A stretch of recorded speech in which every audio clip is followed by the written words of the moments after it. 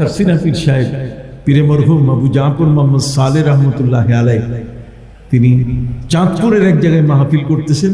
যে মাহফিল করা অবস্থায় শামিয়ানার মধ্যে আগুন লাগছে।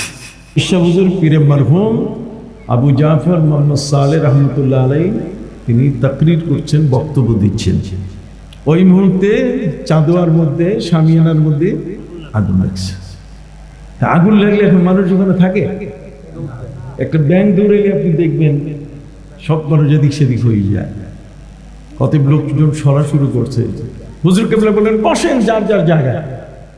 তিনি ওই মুহূর্তে বলে আগুন নিভে যাও, সাথে সাথে আগুন নিভে গেল। মানুষ অবাক হয়ে গেল, কি ব্যাপার? উনি বললেন আর আগুন নিভে গেল। আমরা তো দেখলাম চাঁদোয় আগুন লেগে গেছে।